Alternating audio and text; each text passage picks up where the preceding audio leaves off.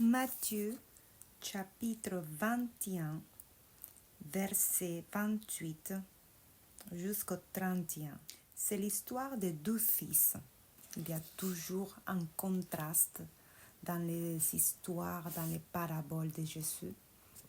Il y a toujours deux chemins, deux voies.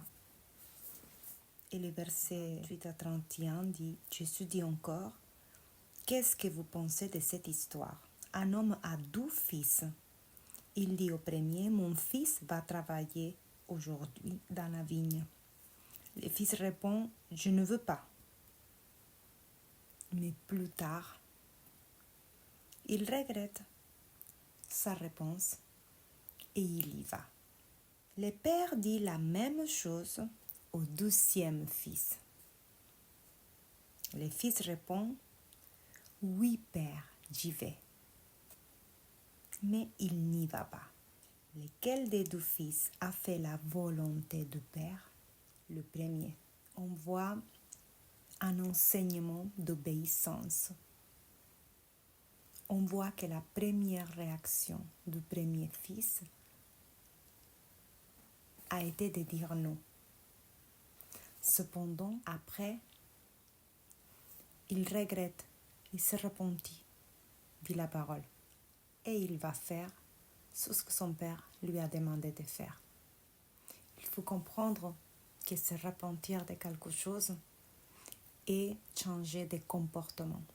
Et c'est exactement ce que nous voyons dans cette parabole. Il y a le fils qui change de comportement et il fait ce que son père lui a demandé de faire. Ça me fait penser à que parfois le Seigneur peut te demander quelque chose, peut te demander de faire quelque chose. Et au début, tu peux ne pas lui obéir. Mais ensuite, si tu t'es repenti et que tu obéis à ce que le Père t'a demandé, alors ça veut dire que tu as fait la volonté du Père. Si aujourd'hui tu n'as pas peur à cause de ton environnement, à cause du découragement, tu as peut-être dit non à ce que le Seigneur t'a demandé. Peut-être qu'il t'a demandé de t'éloigner de certaines amitiés. Peut-être qu'il t'a demandé de sortir d'un certain environnement. Peut-être qu'il t'a demandé de faire les choses de manière différente.